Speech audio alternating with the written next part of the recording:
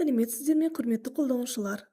Бұл бейнеде біз білім класс платформасындағы сабақтарды өткізу мониторингі бөлімімен қалай жұмыс жасау керектігін қарастырамыз. Алдымен платформаға кіріңіз. Содан кейін сол жақ мәзірден келесі бөлімді ашыңыз.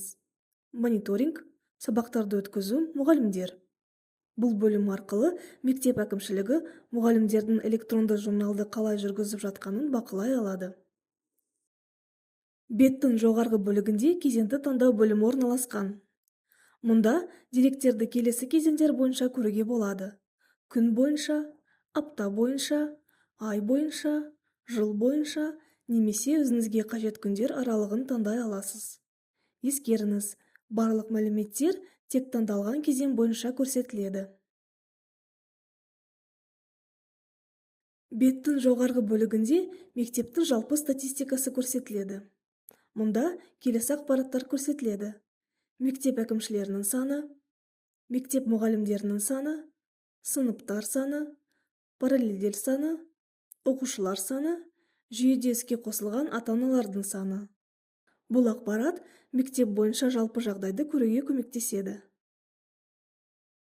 Төменде таңдалған кезең бойынша журнал жүргізудің негізгі көрсеткіштері көрсетіледі.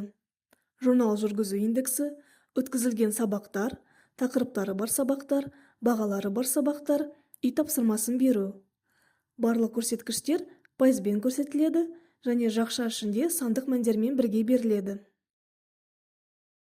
Журнал жүргізу индексі журналды жүргізудің жалпы көрсеткіші. Ол келесі әрекеттерді қамтиды: сабақтарды өткізу, тақырыптарды толтыру, бағаларды қою, үй тапсырмасын беру. Көрсеткіштерді тез бағалау үшін түстік индикация қолданылады. 70%-дан төмен қызыл, 70-тен 99%-ға дейін сары, 100% жасыл. Бұл журнал жүргізу деңгейін тез анықтауға мүмкіндік береді. Төменде мектептің барлық мұғалімдері көрсетілген кесте орналасқан.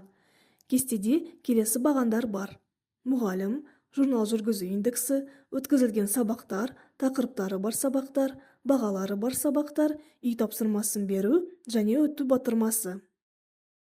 Кесте әдепкі бойынша журнал жүргізу индексі бойынша сұрыпталған. Сонымен қатар мұғалімді аты-жөні бойынша іздеу мүмкіндігі бар. Белгілі бір мұғалім туралы толық ақпаратты көру үшін өту батырмасын басыңыз. Осыдан кейін мұғалімнің жеке беті ашылады. Беттің жоғарғы бөлігінде мұғалімнің негізгі көрсеткіштері көрсетіледі: журнал жүргізу индексі, өткізілген сабақтар, тақырыптары бар сабақтар, бағалары бар сабақтар, үй тапсырмасын беру. Төменде пәндер мен сыныптар бойынша толық кесте орналасқан. Кестеде келесі бағандар көрсетіледі: сынып, пән, журнал жүргізу индексі, өткізілген сабақтар, тақырыптары бар сабақтар, бағалары бар сабақтар, үй тапсырмасын беру, журналға өту батырмасы. Кестенің үстінде сыныпты таңдау бөлімі бар. Сыныпты таңдаған кезде тек сол сыныпқа қатысты пәндер көрсетіледі. Егер белгілі бір пән бойынша журналды ашу қажет болса, журналға өту батырмасын басыңыз. Қажет болған жағдайда мәліметтерді Excel форматында жүктеуге болады. Файлды барлық мұғалімдер бойынша немесе белгілі бір мұғалім бойынша жүктеуге болады. Ол үшін Excel-ге жүктеу батырмасын басыңыз. Осылайша, сіз білім класс платформасындағы сабақтарды өткізу мониторингі бөлімін пайдалана аласыз.